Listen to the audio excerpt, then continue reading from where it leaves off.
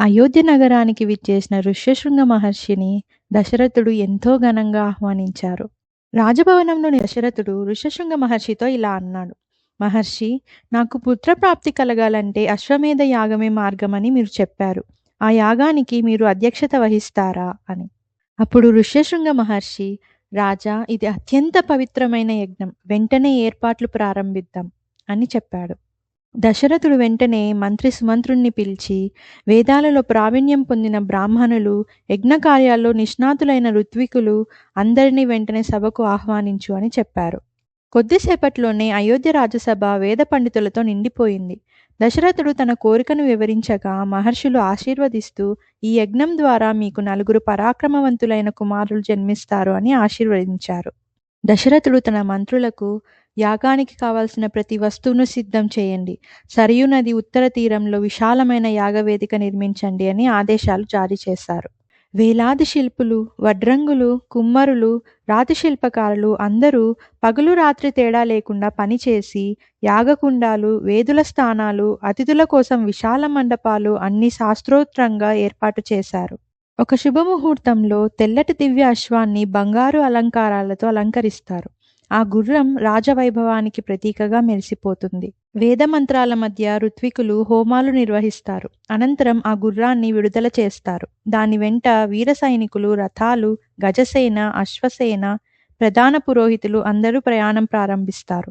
ఆ గుర్రం అనేక రాజ్యాలను దాటుకుంటూ వెళ్తోంది. ప్రతి ప్రాంతంలో ప్రజలు గుర్రాన్ని పూలతో స్వాగతిస్తున్నారు. ఎక్కడ ఎవ్వరూ గుర్రాన్ని అడ్డుకోలేదు. అందరూ దశరథుని చక్రవర్తిత్వాన్ని అంగీకరిస్తారు. ఈలోపు అయోధ్య నగరం పండుగ వాతావరణంతో కలకలలాడిపోతోంది. వశిష్ఠ మహర్షి మంత్రి సుమంత్రునికి ఒక పెద్ద జాబితా అందజేస్తారు. మిథిలారాజు జనకుడు, అంగరాజు రోమపాదుడు, కాశీరాజు, కేకేయరాజు, మగధరాజు వీరందరినీ వ్యక్తిగతంగా ఆహ్వానించాలి అని చెప్పారు. సుమంత్రుడు వెంటనే రథాలతో బయలుదేరాడు. 1 సంవత్సరం తర్వాత అశ్వమేధ గుర్రం తిరిగి సరయూ నది ఒడ్డుకు చేరుకుంది. అక్కడ దశరథుడు, 3 మహారాణులు, వశిష్ఠ మహర్షి, ఋష్యశృంగ మహర్షి అందరూ యాగవేదికపై ఆసీనులై యజ్ఞాన్ని ప్రారంభించారు. యాగం పూర్తయ్యాక దశరథుడు అపారమైన దానాలు చేశారు. 10 లక్షల గోవులు, లక్షలాది బంగారు నాణాలు, వెండి నాణాలు, రత్నాలు బ్రాహ్మణులకు దానం చేశారు.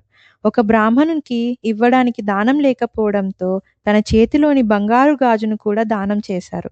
ఇది చూసిన మహర్షులు, ఇలాంటి దాత చాలా అరుదు అని ప్రశంసించారు. యాగం పూర్తయిన తర్వాత దశరథుడు పుత్రప్రాప్తి కోసం ఇంకా ఏమి చేయాలి మహర్షి అని మహర్షులను అడిగాడు. అప్పుడు ఋష్యశృంగ మహర్షి పుత్రకామేష్టి యాగం జరిపించడానికి సిద్ధం చేయమన్నారు. ఇదిలా ఉండగా లంకాధిపతి రావణుడు తన అపారమైన తపస్సుతో బ్రహ్మదేవుణ్ణి ప్రసన్నం చేసుకొని దాదాపు ఎవ్వరూ చంపలేని వరాన్ని పొందాడు. అయితే ఒక చిన్న పొరపాటు చేశాడు. మనుషులను మాత్రం లెక్కలోకి తీసుకోలేదు. తన అహంకారంతో మనుషులు నన్నేమి చేయగలరు అని భావించాడు. దేవతలందరూ బ్రహ్మదేవుని దగ్గరకు చేరి ఇలా ప్రార్థించారు: ప్రభు, రావణుడు 3 లోకాలను హింసిస్తున్నాడు.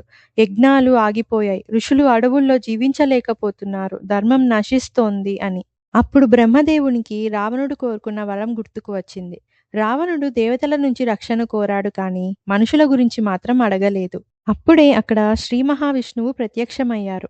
ఆయన దర్శనంతో దేవతలందరూ ఆనందంతో నమస్కరించారు. బ్రహ్మదేవుడు వినయంగా ఇలా అన్నాడు: ప్రభు, ఈ సృష్టిని రక్షించగలిగేది మీరే. అయోధ్య రాజు దశరథుని కుమారుడిగా జన్మించి రావణుడిని సంహరించండి అని చెప్పారు. అప్పుడు శ్రీ మహావిష్ణువు ఇలా అన్నారు: భయపడవద్దు, నేను భూమిపై మానవుడిగా అవతరిస్తాను. రావణుడిని సంహరించి ధర్మాన్ని తిరిగి స్థాపిస్తాను. ఆ మాటలు విన్న దేవతలు ఆనందించారు. ఇదిలా ఉండగా అయోధ్యలో మహర్షి ఋష్యశృంగుని ఆధ్వర్యంలో పుత్రకామేష్టి యాగం అత్యంత వైభవంగా జరుగుతోంది. రాజులు, మహర్షులు సమర్పించిన యజ్ఞ ద్రవ్యాలతో యజ్ఞం ముగింపు దశకు చేరుకుంది. అప్పుడే యాగాగ్నిలో అద్భుతమైన కాంతి విరజిమ్మింది. అగ్నిజ్వాలల మధ్య నుంచి ఒక దివ్య పురుషుడు ప్రత్యక్షమయ్యాడు. అతని చేతిలో బంగారు పాత్రలో దివ్యమైన పాయసం ఉంది.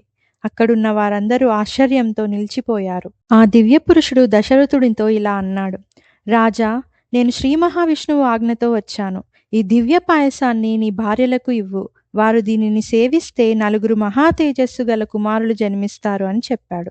దశరథుడు ఆ పాత్రను భక్తితో స్వీకరించాడు. దశరథుడు తన 3 రాణులను పిలిచాడు. మొదట పాయసంలో సగభాగాన్ని కౌసల్యకు ఇచ్చాడు. మిగిలిన దానిలో సగాన్ని సుమిత్రకు ఇచ్చాడు. ఆ తరువాత మిగిలిన దానిలో సగాన్ని కైకేయికిచ్చాడు.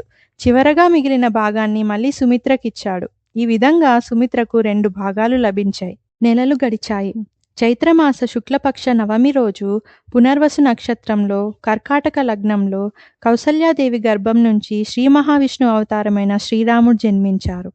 ఆ తరువాత కైకేయికి భరతుడు, సుమిత్రకు లక్ష్మణుడు, శత్రుఘ్నుడు జన్మించారు. పుత్రులు జన్మించారన్న ఆనందంలో దశరథుడు వేలాది గోవులను దానం చేశాడు. బ్రాహ్మణులకు బంగారం, వస్త్రాలు, రత్నాలు, అన్నదానాలు చేశాడు. ఆ రోజు అయోధ్య నగరం పండుగ వాతావరణంలో కలకలలాడింది. వీధులన్నీ పూల తోరణాలతో అలంకరించబడ్డాయి. శంఖనాదాలు, మంగళ వాయిద్యాలు, వేదమంత్రాలు, ప్రజల హర్షధ్వనాలు అయోధ్య స్వర్గంలా మారిపోయింది.